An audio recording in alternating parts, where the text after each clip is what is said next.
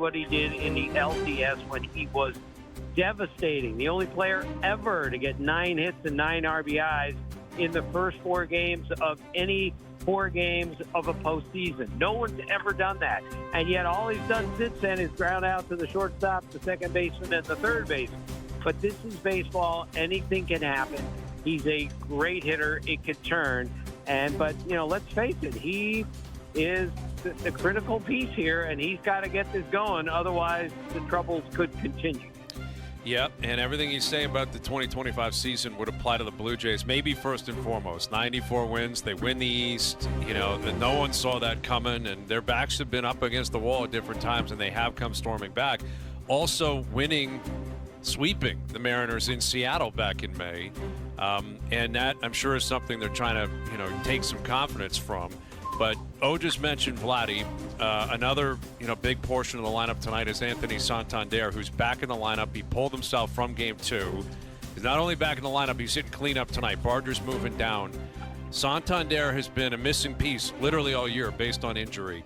But he's a veteran that can hit for power, and they need it after the first 2 games. What is your level of confidence that Santander can supply that and be productive tonight for the Jays? Well, we asked John Schneider before the game, someone asked him, I didn't, who's your pick to click? And he said, I got a really good feeling about Tony. That's what he said. Really good feeling about Tony. So we'll see.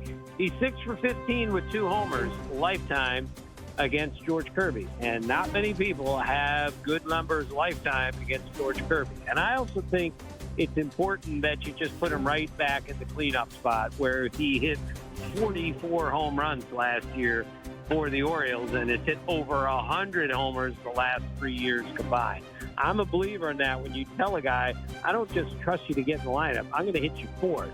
Plus, physically, he's feeling better. John Schneider told us that yesterday was really helpful, that he had a day off, and he's moving better. He's playing right field. So I have a good feeling about him, too. But, again, let's always remember the ballpark in which we're playing. This is a difficult place in which to hit. And, I can't say, they're going to win 9-8. A couple guys going to hit 2 homers. Not in this ballpark. Not with the pitching they're going to be seeing. Coming into the season, did you expect George Springer to have this type of season and still be that productive and really that dominant all season long? And he's been great in the playoffs as well. Yeah, did not see it. You guys know he hit 6th on opening day. 6th, while Andres Jimenez hit 4th on opening day. Just another reminder how this lineup has evolved. But this lineup took off when George Springer was put back in the leadoff spot. And as you know, he worked with Michael Brantley in the offseason, one of his best friends in the world and a former teammate in Houston. They worked in Florida, and he came back. Even though he had a terrible spring training, Springer came back a different hitter. And, he had the highest OPS gain, 285 points from last year to this, of any player in the major leagues. Cal Raleigh had the second highest.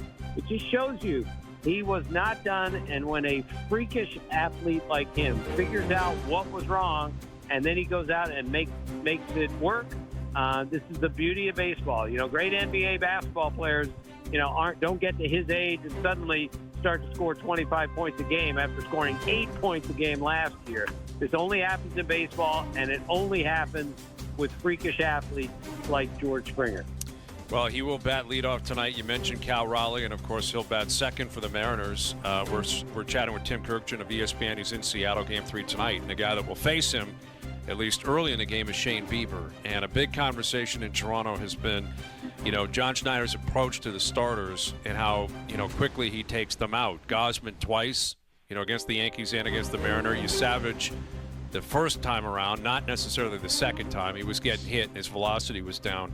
But if Bieber, what would Bieber have to show Schneider tonight that would allow him to go into the 6th or 7th inning and them to deviate from this plan where they're not letting their starter give them more than 15, 16 outs or 75, 77 pitches? Yeah, well, what the Blue Jays have learned is when their bullpen is good, but when you see a reliever enough times, you start to figure it out. So I think the leash, even though this is a crucial, almost a must-win for the Blue Jays. I think he's going to go a little longer with Shane Bieber. And you guys know the numbers are pretty good. Now, the numbers against the Mariners are great. I mean, his last 3 starts against them, he's got a 0.47 ERA, no walks, and 21 strikeouts. But that was a long time ago that some of those numbers were put up there.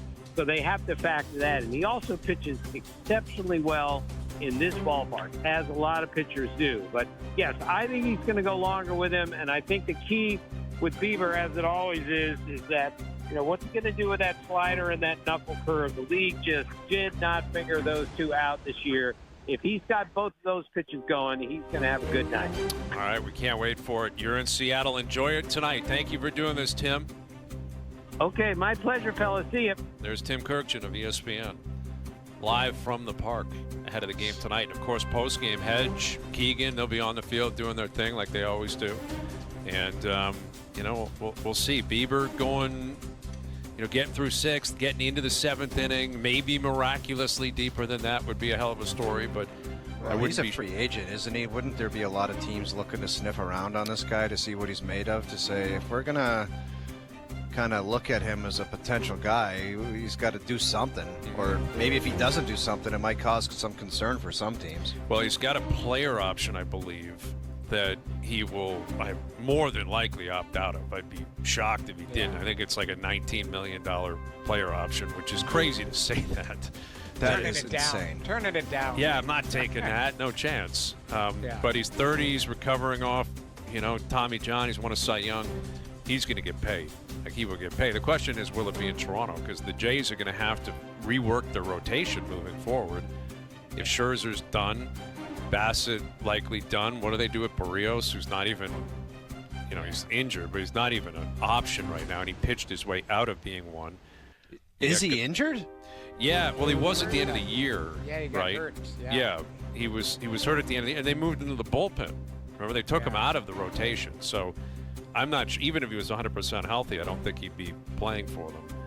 But that's a question for the offseason, but it's going to be a big one, how they rework the rotation in the future. But it's a big opportunity for Bieber, like a big opportunity. And like we said yesterday, maybe you win 10-9, but maybe you got to win 1-0. Right. You don't have a choice. If it's 1-0, it better be pitching and defense, and you find a way to get a big run, and the rest will be history. And that park, it's a big park. It's going to be windy. It's tough to register a lot of runs. We'll see. Bieber's going to have to be good, though, man. Like, he's just, the way he pitches, it's not like he overwhelms you and just destroys guys at the plate. It just seems like precision. It's got to be precision. He's got to be on. You're right. Yeah. And if he's not, you got to go to the bullpen quickly, and that'll be interesting to see what they do. Don't even say that. Don't I understand. Even say that, man. I get it. They're going to have to, though. And they had an off day yesterday, but they're hoping to play 3 full games in Seattle. You got to